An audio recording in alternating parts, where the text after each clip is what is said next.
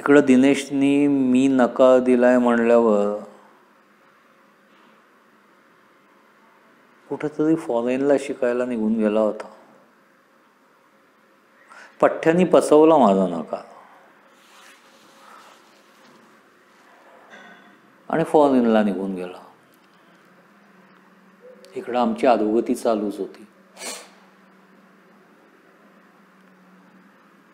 म्हणजे आता मैत्रिणीच्या आईवडिलांनी मेहरबानी करून काही दिवसांकरता दिलेली जागा तरी किती वर्ष वापरायची.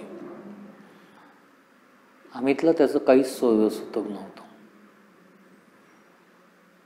हळूहळू तो दारू पिऊन जसं गोंधळ घालायला लागला तसं त्याच्या वागण्यानुसार तिच्या आईवडिलांनी एक दिवस मला बोलवून सांगितलं, हे बघ अस्मी, तुझ्या आईवडिलांशी रिलेशन खराब करून आम्ही तुम्हाला दोघांना संधी दिली, ते तुमच्याबाबत काहीतरी आदर होता.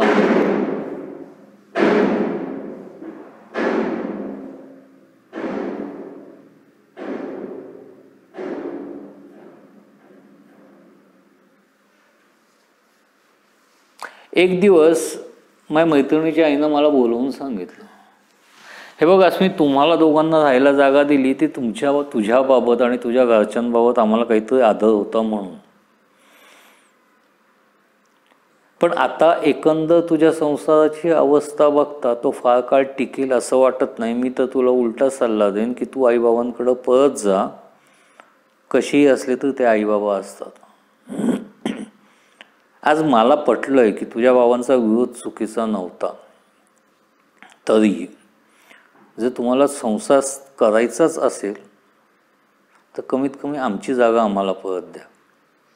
ज्या प्रकारची लोक तुझ्या नवऱ्याकडं येतात किंवा जे एक एक तू विकून घर चालवतीयस ते बघून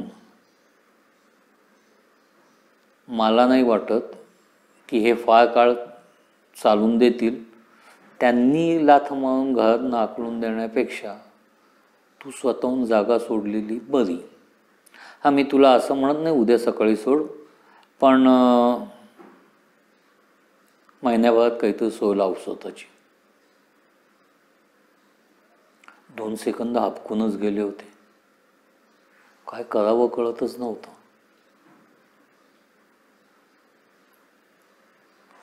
त्या दिवशी पहिल्यांदा माझं अमितचं भांडण झालं.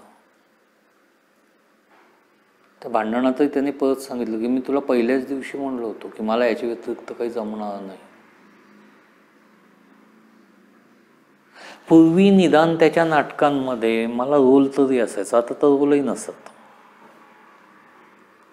कारण जेव्हा लक्षात आलं त्याला की बुवा नाटक जर थोडंफार चालतंय ते हिच्या अभिनयावर चालतंय, पण आपल्या बायकोच्या जीवावर, अभिनयाच्या जीवावर आपण तरतोय म्हणलं, त्यांनी बायकोलाच कट करून टाकलेलं होतं फील्डमधनं. सुदैवाने मी मूर्खपणा करायचा, तो मूर्खपणा ग्रॅज्युएशन झाल्यानंतर केलेला असल्यामुळे आणि माझ्या हातात वेल डिग्री असल्यामुळे मला इथं नोकरी मिळाली. 10 वर्ष झाली ही नोकरी करते. बघू, तेवढ्या स्टॉप आला म्हणून मी उतरले.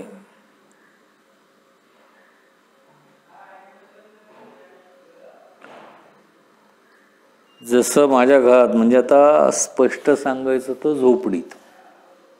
हो, आमची कुठलीच जागा घेण्याची लायकी नसल्यामुळं शेवटी आम्ही झोपडपट्टीत एक 8 बाय 8च्या खोलीत संसार थाटलेला होता. मी आलो तेव्हा आम्ही थोडासा खुशीत दिसत होता. त्या दिवशी त्याला कोणतरी बकरा मिळालेला असावा.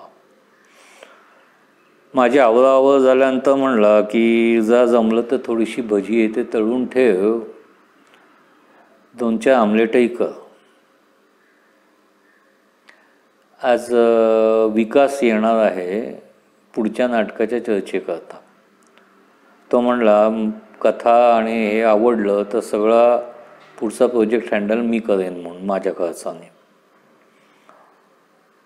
तोच येताना बाकीचं सगळं घेऊन येणार आहे, आपल्याकडनं फक्त चखण्याची सोय करायची. जेवणाचंही तो म्हणला मी बाहेरनं मागवतोय. क्षणभर मला कीव वाटली त्याची.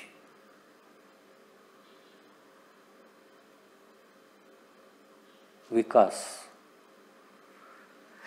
काही जमत नाही म्हणून एक 10 वर्षापूर्वी अमितनं स्वतःची नाट्य अकॅडमी सुरू केली. त्या अकॅडमीचा पहिला विद्यार्थी. तशी अजूनही रडत खडत ती अकॅडमी चालू आहे. एका देवळातला हॉल घेतलेला आहे ताशी 100 रुपये भाड्याने.